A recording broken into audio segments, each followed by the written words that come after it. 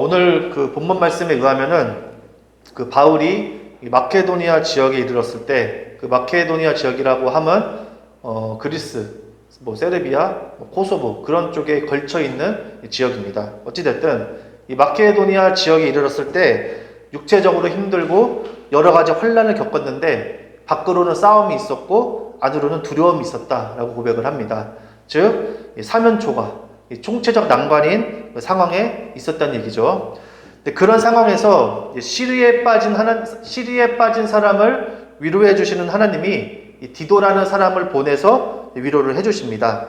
어떤 위로인가 하니 7절을 보면은 사람들이 바울을 그리워하고 그에게 잘못한 일을 뉘우치고 또 열렬히 변호한다는 소식을 디도가 전해줄 때 바울은 더욱더 기뻐하였다라고 얘기를 해요.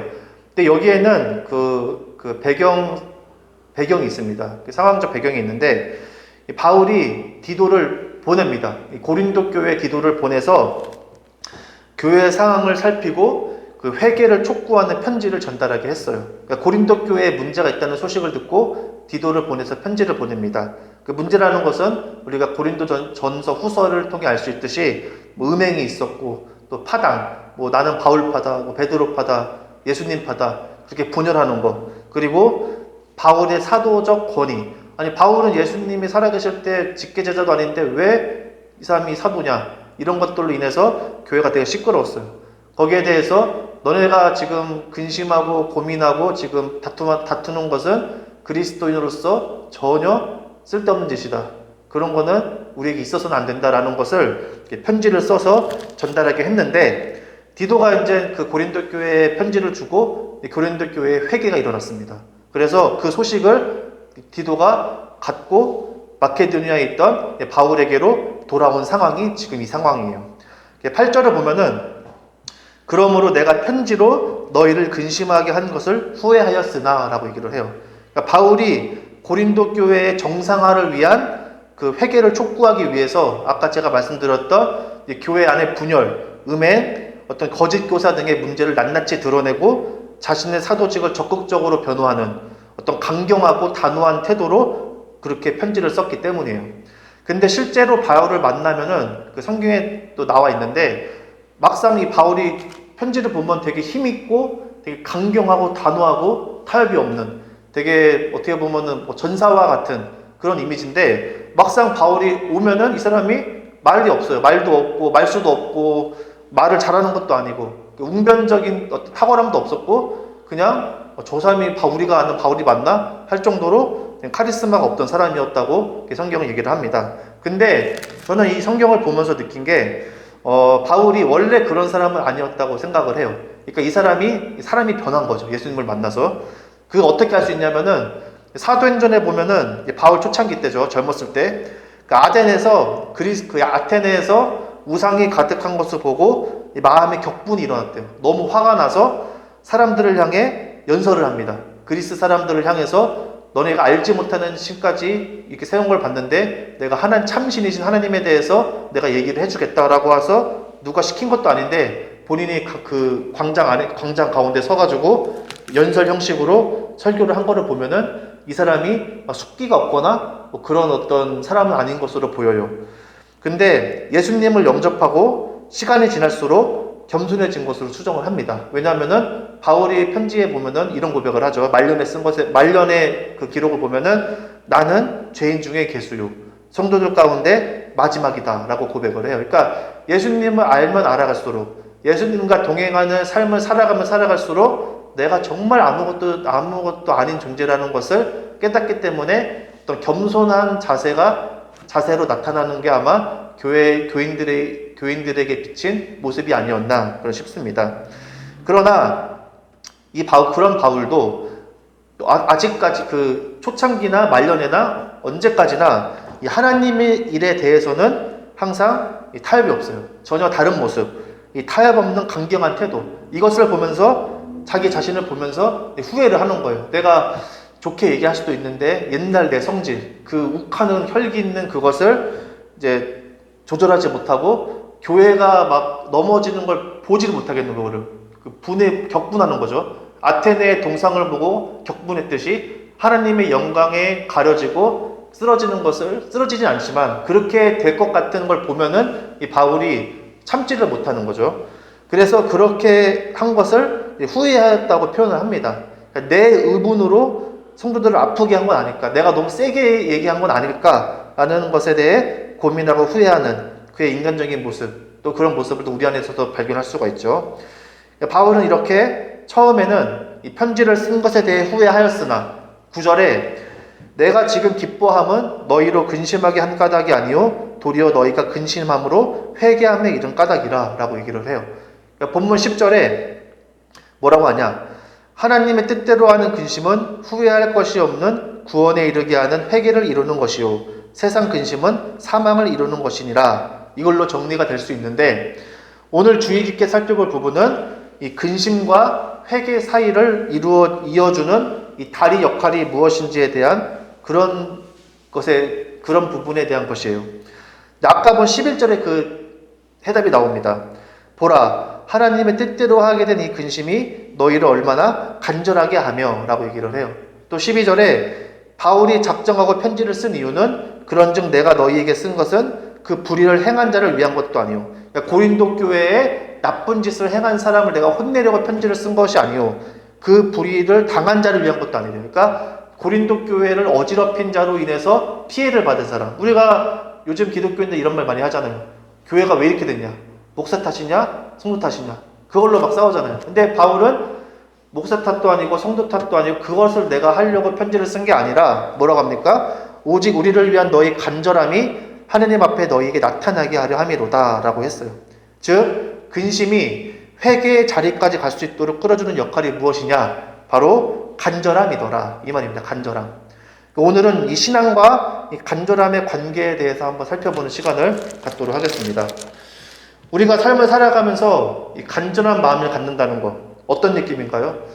무엇인가 간절하게 원하면서 살고 싶으신가요? 아니면은 간절함 없이 살고 싶으신가요? 간절하다는 건 이 마음속에서 우러나와 바라는 정도가 절실하다는 거예요. 그래서 절실한 건데, 인간은 절실해지지 않고 싶어 하는 게 특징입니다. 절실한 마음을 갖고 살아가고 싶어 하는 사람은 아무도 없어요. 절실하다는 건 우리가 경험해서 알다시피 대부분 상황이 좋지 않을 때 발생하는 거지, 다 좋고 평안하면은 굳이 절실한 이유가 없기 때문입니다. 한마디로 내가 하나님 앞에 무언가 간절하다, 이 얘기는 뭐예요? 상황이 그렇게 좋지 않다, 그 얘기입니다. 그냥 안 좋은 게 아니라 대부분 심각한 상황이라는 얘기예요. 그러니까 하나님 앞에 간절함이 든다? 심각하다는 거예요. 심각한 거예요. 웬만한 상황 가지로는 하나님 앞에 간절함이 생기지 않는 게 인간의 특징이죠. 오늘 본문에 의하면은 하나님의 뜻대로 하는 근심은 사람을 간절하게 만들어 회개에 이르게 한다 라고 얘기를 해요. 회개는 하나님께로 방향을 완전히 돌이키는 겁니다. 밖에 있다가 하나님 안으로 품속으로 들어가는 게 회개예요. 혼자 다니다가 하나님과 동행하려고 옆에 딱 붙는 거, 예수님이라는 포도나무에 접붙여진 가지가 되는 게 바로 회개의 열매이자 결과입니다. 베드로후서 3장 9절에 이렇게 얘기를 해요. 하나님께서는 아무도 멸망하지 않고 모두 회개하는 데 이르기를 바라십니다 라고 얘기를 합니다. 그러니까 우리를 향한 하나님의 뜻은 무엇입니까? 회개입니다. 회개. 여러 가지 뜻이 있으나 회개예요. 회개가 정말 중요한 거죠. 그런데 인간은 태생적으로 하나님과 멀어지려고 하는 이 죄의 본성을 지니고 있고, 설사 예수님을 믿고 새 사람으로 거듭난다고 해도 생명의 법과 육신의 법이 공존하기 때문에 이 육신의 법, 하나님과 멀어지려고 하는 나 자신, 그것과 싸우는 나 자신을 발견할 수 있다고 성경은 말하고 있어요. 바울 사도가 한 얘기죠. 그래서 회개에 이르는 것도 내 힘으로는 부족합니다. 내가 그걸 안다고 해도 내 힘과 능력으로만 되는 게 아니에요. 하나님의 도우심이 필요하고, 하나님은 실제로 우리가 회개할 수 있도록 해서 도우십니다. 이 놀라운 사실이죠. 하나님께서는 우리를 향한 뜻이 있어요. 그리고 그 뜻을 반드시 이루십니다. 근데 우리 힘으로는 되지 않는 걸 너무나 알기 때문에 하나님은 그 수단을 제공해 주셔요. 예수님을 이 땅에 보내셨고, 성령의 역사를 허락하셨고, 말씀을 주셨고, 그리고 우리가 알지 못한 하나님의 은혜가 항상 우리 주변에 있습니다. 그렇게 하나님께서는 우리가 회개할 수 있도록 도우세요. 항상 도우실 준비가 돼 있어요. 근데 문제는 뭐냐면은 그게 우리가 원하는 방식이 아니에요. 그게 문제입니다. 우리에게 있어서. 모든 제품에는 이 제조자가 작성한 사용 설명서가 있습니다. 제품의 구성, 사용 방법, 뭐 주의사항 이런 것들이 있는데 인간도 인간만이 가지고 있는 특성이 있어요. 인간의 작동 원리, 뭐 우리가 아직도 파헤치지 못하는 의학적인 미스터리가 있잖아요. 뭐 하품의 이유를 아직도 모르고, 그리고 모르는 게 많아요. 그냥 아는 것도 있지만 아직도 우리 인체에 대해서 모르는 게 많고, 또 제가 뭐 과학적인 지식이 많이 없기 때문에 잘 모르지만 뭐 뇌과학, 뇌에 대한 것도 거의 모릅니다, 인간이. 뭐 그걸 모르기 때문에 앞으로 뭐 유망하다 어쩌고저쩌고 하는데 모르는 게 투성이에요. 이 육체적인 어떤 원리도 다 모르는데 누군 아세요? 하나님 아시죠? 하나님이 우리를 만드셨기 때문에 다 알고 계세요. 그래서 그렇기 때문에 인간이 가지고 있는 특징, 그것 중에 뭐가 있냐? 여러 가지가 있으나 그 중 하나가 이 고난을 통해 인간을 성숙해진다는 점, 그것이 인간이 가지고 있는 여러 가지 특징 중에 하나라는 거예요. 고난을 통해 이전보다 더 단단해진다는 특징이 있고, 고난을 통해 과거를 돌아보며 잘못을 바로잡아간다는 것, 그리고 이는 믿는 자 믿지 않는 자와 상관없이 사람이라면 누구에게나 통용되는 사실입니다. 하나님은 사람을 자기 형상을 따라 만드셨기 때문에 사람에 대해 사람보다 더 정확히 아세요. 그러니까 인간이 인간을 알아가기 위한 여러 가지 노력과 학문적인 노력, 여러 가지 사유를 통해서 그렇게 알아가지만 인간을 잘 아는 것은 하나님밖에 없습니다. 왜냐? 하나님이 만드셨기 때문이에요. 더 정확히 아세요. 그런 하나님께서 우리가 회개할 수 있도록 돕는 방법, 이것도 역시 하나님밖에 몰라요. 하나님이 어떻게 하면 사람이 하나님을 간절히 찾고 회개할 수 있을까? 이거에 대해서 인간의 특징을 정확히 알고 그 방법을 결정하신 것은 하나님의 주권이자 하나님만이 하실 수 있는 것. 사람에게 있어서는 그건 선물입니다. 근데 그게 뭐냐? 바로 이 사람으로 하여금 근심을 통하여 간절하게 하는 것. 그 방법으로 하나님께서는 우리를 회개의 길로 이끄신다는 얘기예요. 신앙생활 하면서 근심으로 인해 간절한 마음이 든다는 것. 이것은 우리에게 긍정적인 것일까요? 부정적인 것일까요?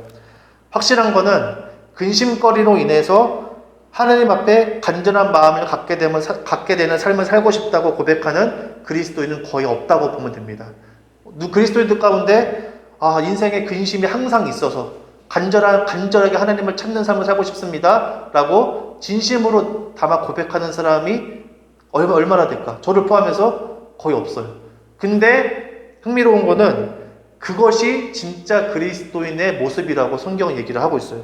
제가 성경에 찾아보니까 그런 고백을 한 사람이 많았겠지만 성경에 직접적으로 기록된 두 사람이 있습니다. 누구냐?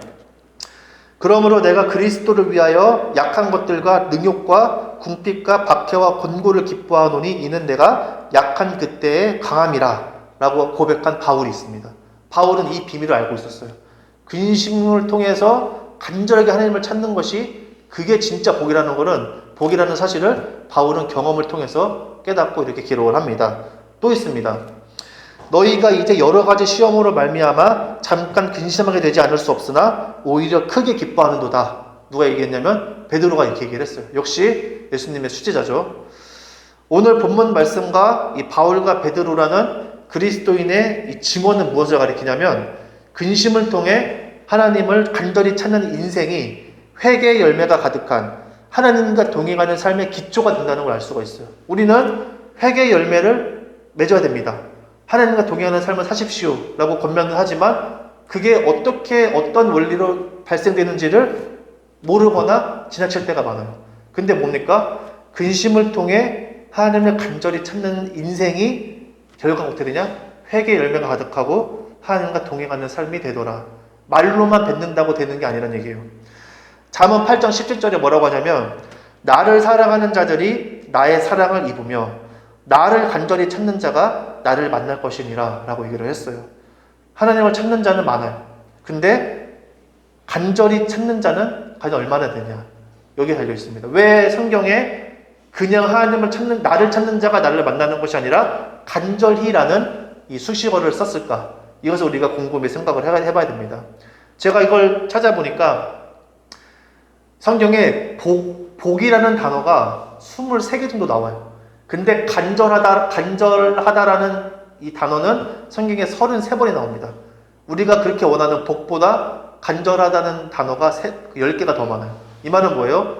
뭐 이거는 제가 우스갯소리지만 복 받으려면은 간절해야 된다 라는 얘기죠. 어떻게 됐든 그만큼 하나님께서 그걸 원하신다는 얘기예요. 호세아서 5장 15절에 이렇게 얘기를 합니다. 그들이 그 죄를 뉘우치고 내 얼굴을 구하기까지 내가 내 곳으로 돌아가리라. 그들이 고난받을 때에 나를 간절히 구하리라 라고 얘기를 해요. 언제 하나님을 간절히 구한다고 합니까? 고난받을 때. 우리가 간절하려면은 그냥 간절해지지 않아요. 이거니까 너 이렇게 왜 간절히 하나님을 안 찾아? 이렇게 할 필요가 없어요. 왜냐? 누구나 상황이 안 오면 간절해지지 않아요. 인간의 특성입니다. 그렇기 때문에 하나님께서는 그렇게 말씀을 하신 거예요. 예수님께서 공생애를 시작하시면서 처음 하신 말씀이 뭐냐? 마태복음 3장 2절에 이렇게 나옵니다. 회개하라. 천국이 가까이 왔느니라. 예수님이 처음 말씀하신 게 뭐냐면은 회개하라요. 회개하라. 회개하라. 나 믿고 천국 가라. 나를 믿어라. 성경을 봐라. 이게 아니에요. 회개하라. 그게 처음 말씀이에요. 왜 회개하라고 하셨냐면은 누가복음 13장 3절에 예수님께서 이렇게 말씀하십니다. 너희에게 이르노니 아니라 너희도 만일 회개하지 아니하면 다 이와 같이 망하리라 하셨기 때문에 인간은 회개하지 않으면 하나님께 붙어있지 않으면 죽을 수밖에 없다는 것을 예수님께서 명확히 말씀하십니다. 그러니까 회개하라는 것은 다른 말로 말하자면은 살아라. 너 다 죽게 된 너희들아 살아라. 이 얘기예요. 살아라. 살리려고 예수님께서 말씀하신 거예요. 그래서 회개는 우리가 생각했을 때 막 잘못에 대한 용서를 비는 어떤 죄인 취급받는 느낌이 아니라 회개는 회복입니다. 회복. 회개가 사는 거예요. 그리고 하나님과 가까워지는 겁니다.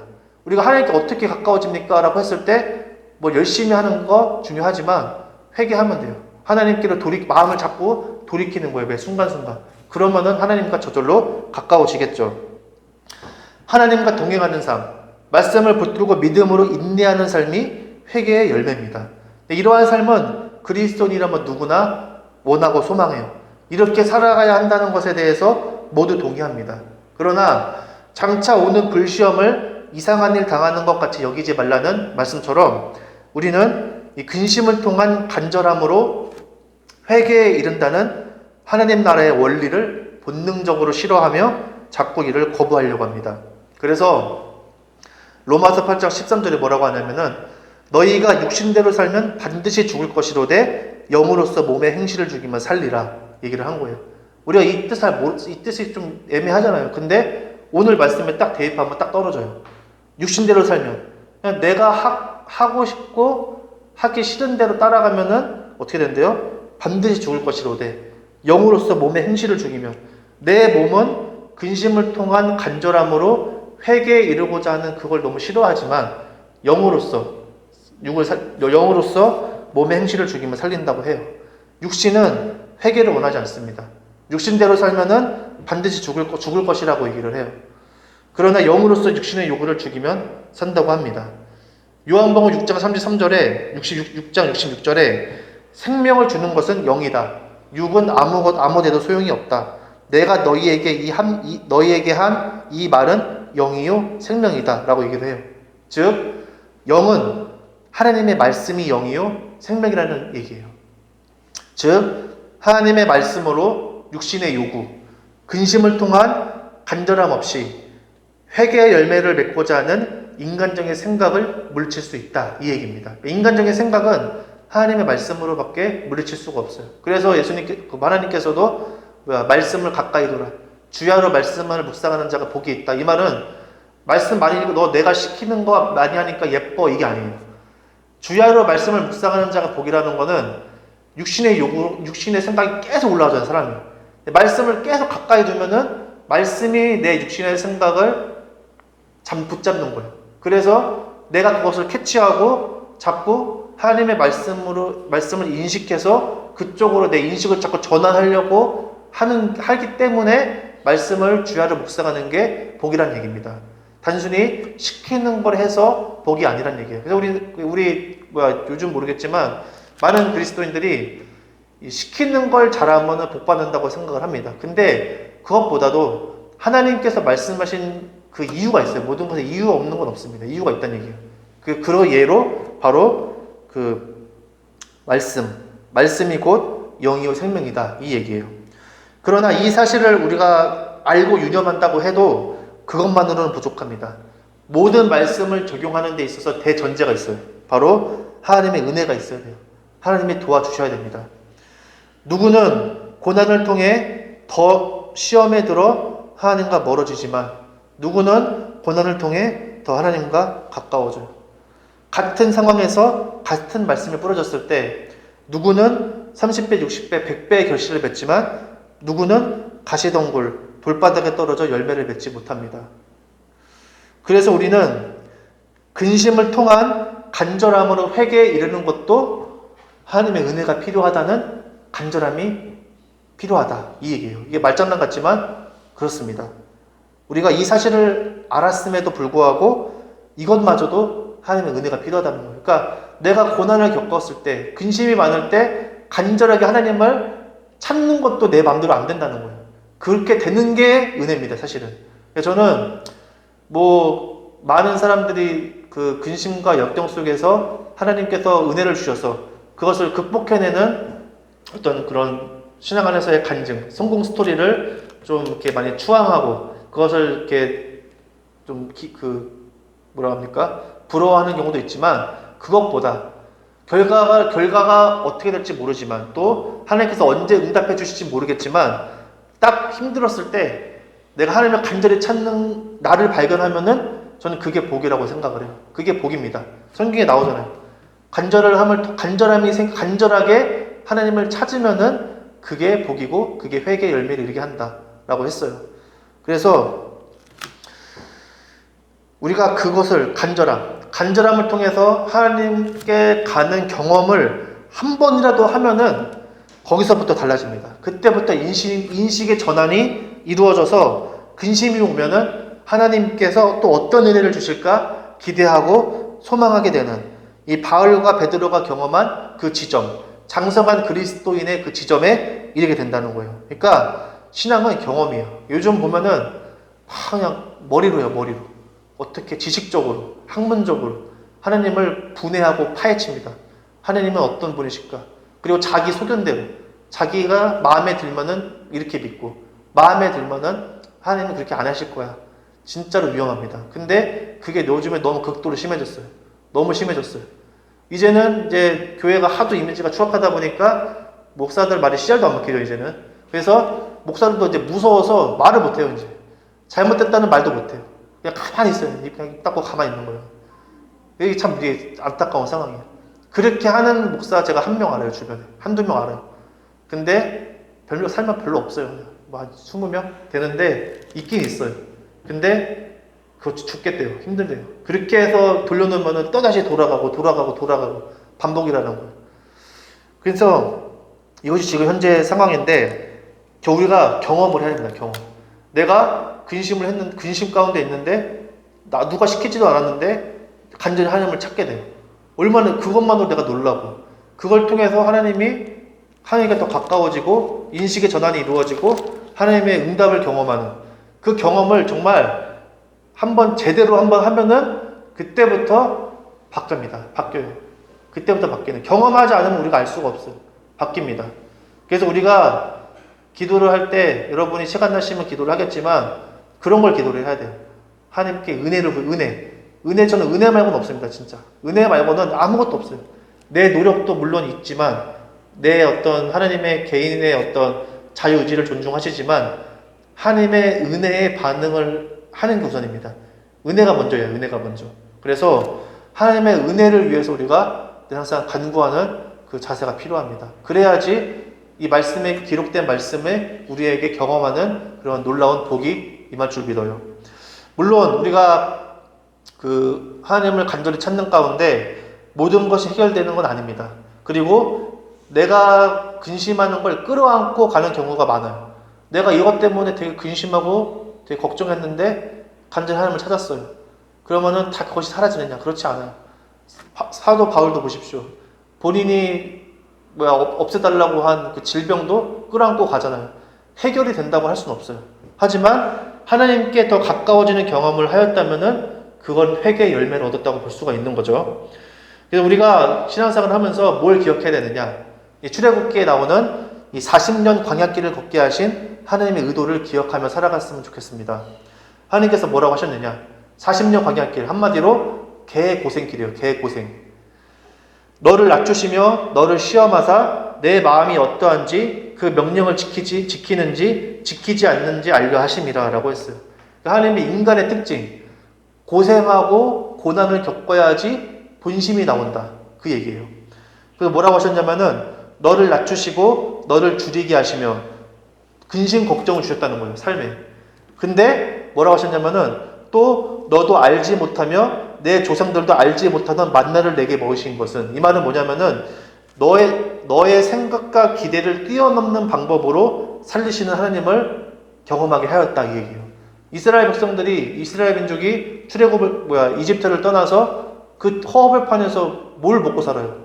이 사람들은 이집트에서 우리가 지금 알고 있는 일반적인 음식 재료를 가지고 그거 아니고 어떻게 살아요, 사람이? 당연한 거예요, 그거는. 근데 하나님이 뭐라고 하셨어요? 너도 알지 못하고 네 조상들도 알지 못하던 만나를 네게 먹으신 것은, 그러니까 생각지도 못하고 상상할 수도 없는 방법으로 40년을 네게 먹이신 것은 뭐래요? 사람이 떡으로만 사는 것이 아니요 여호와의 입에서 나오는 모든 말씀으로 사는 줄을 네가 알게 하려 하심이라 라고 했어요. 그러니까 하나님의 말씀으로 어떻게 됐어요?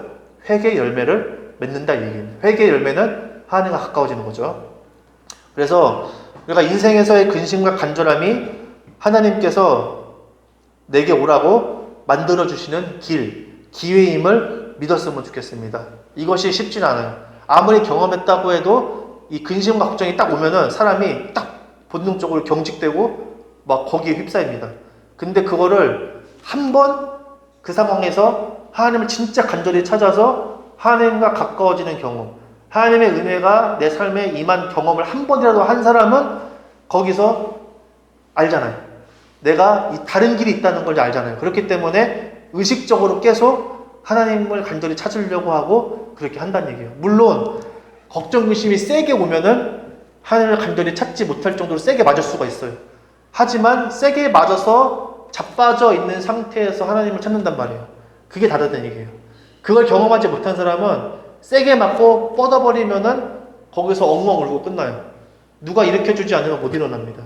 아니면 자기가 힘이 돌릴 때까지 가만히 누워있어야 돼요. 근데 한번 하나님을 간절히 찾아서 회개의 열매를 경험한 사람은 너무 세게 맞아서 뻗음과 동시에 거기서 찾는 거예요. 거기서, 그 자리에서. 그게 누굽니까? 다윗이에요, 다윗. 세게 맞아서 뭐라고 합니까? 내 볼수가 마르고 피가 바짝바짝 마르고 죽겠다고 하잖아요. 그러니까 다윗도 완전히 뻗어가지고 쓰러진 상태에서 어떻게 합니까, 다윗이? 하나님을 찬양하고 하나님을 찾잖아요. 하나님을 찾을 수는 있잖아요. 아무리 힘이 없어도. 그렇게 된다는 거예요. 그래서 인생에서의 근심과 간절함, 이거는 뭐냐? 하나님께서 우리에게 회개할 기회를 주시는 복입니다. 그래서 이것이 하나님께 가까이 갈 수 있는 길과 기회임을 믿고 회개에 합당한 열매를 맺었으면 좋겠어요. 그래서 제가 성경을 보고 또 말씀을 준비하면 준비할수록 처음에는 이게 몰랐는데 이게 시간이 지나면 지날수록 나중에 죽어서 예수님 앞에 갔을 때 예수님이 만약에 내가 너를 모른다 라고 했어요. 그럼 나는 핑계가 있잖아요. 아니, 예수님 저 삶에서 이래서 이런저런 이유로 예수님 회개 못하고 했어요. 핑계 할 수가 없어요. 왜냐? 인생의 근심 걱정이 얼마나 많습니까? 그렇잖아요. 하루에 한 번 이상 생기는 게 근심 걱정인데 그 근심 걱정이 성경에 뭐라고 합니까? 하나님의 손짓이에요, 손짓. 계속 권면하는 거예요. 내게로 오라고. 그거를 하루에 한 번이면 몇 번 하는 겁니까? 그렇게 했는데도 또 교회 가서 말씀 듣고 유튜브 말씀 보고 그렇게 했는데도 끝까지 회개 안 한 건 뭐예요? 핑계 할 수가 없다는 거예요. 그래서 예수님 요한계시록 나와요. 예수님 앞에 쓰면은 할 말이 없대요, 할 말이. 그냥 예수님 앞에 쓰면 어떻게 되느냐? 너 이거 때문에 너는 생명의 멸류관을 못 얻는다 하면은 우리가 입장에서는 억울하지 않대요.